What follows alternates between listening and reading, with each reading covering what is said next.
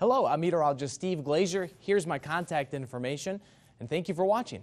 You want to measure in a few spots, not just one. You know, if you're in a place that's surrounded by some buildings, you kind of want to get away from that. Also, Vermont State Police reading a response here on their Facebook page. We've responded to numerous vehicle accidents, especially along I-89 in Chittenden County along these icy roads. Please slow down and drive carefully. Yeah, Jackie says that we're stuffing our face out here while she's reading the news. I mean, we're working hard out here. We are working hard. And there's some good news in the underlying area here that the green area that you're about to see is the least likely scenario. Okay. It is the worst case scenario if Sandy were to come into Maine, let's say. Again, the biggest impacts, a quick up to 2 inches of snow this morning with that front and wind chills near zero. I want to start off right away with a breaking weather alert. Flash flood warning posted here for areas right along Route 9N in northern New York. You can see it on that little red polygon here from the east of Saranac Lake and west of Burlington right there.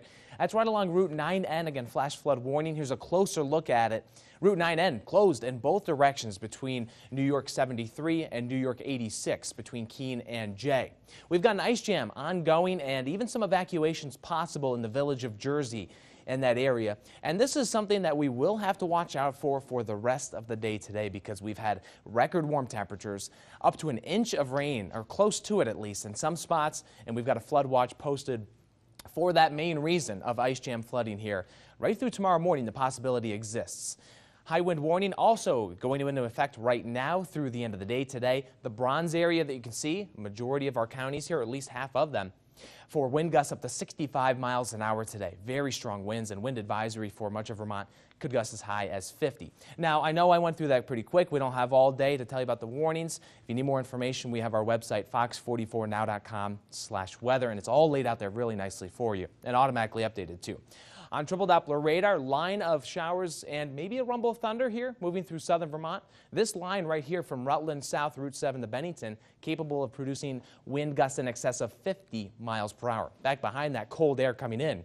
Rain will continue to come to an end later this morning. Watch as temperatures continue to plummet from the 50s. We peaked at our high temperature a little after midnight here at 52 in Burlington. It's going to get down into the teens tonight for low temperatures, so we'll have to watch out for icy conditions too. So lots to get to in weather. Of course, we're live here, Fox 44 up until 9 a.m. And we'll have to worry about, again, the flooding, heavy rain. Strong winds, which has led to power outages this morning, will continue through the day today. Power crews working OT to help keep your lights on. And again, getting cold. Back to February 1st, that starts tomorrow, and temperatures will be in the teens, down to 3 tomorrow night. And then we get a little more smooth weather coming in, a little more consistent. Up to the north here into Montreal, the snow continues to be heavy at times and also getting a little lighter through a good part of the Green Mountain State. But you also kind of want to get down a little toward eye level, as close as you can down here, to try and see what it is. I know the National Weather Service in Burlington was really asking for true measurements rather than estimations because we always appreciate the feedback, but we really want that true data. The red ones, though, that's severe snow and ice-covered roads. We usually don't see those maroon lines too much. I know the ski resorts don't really like it too much, but we have some good news on the horizon for those folks. 58 degrees Burlington. Wow, that is way warmer. That's about 10 degrees warmer than your average high for this time of year. Winds are out of... By the looks of the trees, the people, and the warm sunshine, you have to ask, is it really March? Weather more typical for August has people digging to find their summer clothes. Enjoying the sunshine. Having fun.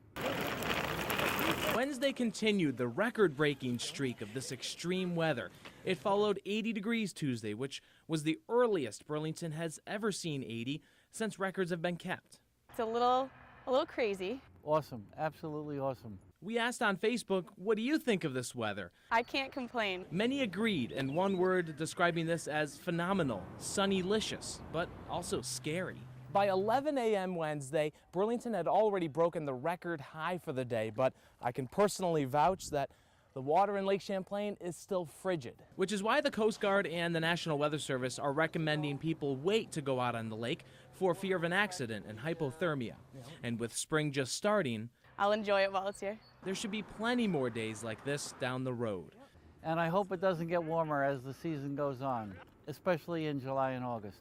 In Burlington, Steve Glazier, Fox 44 News.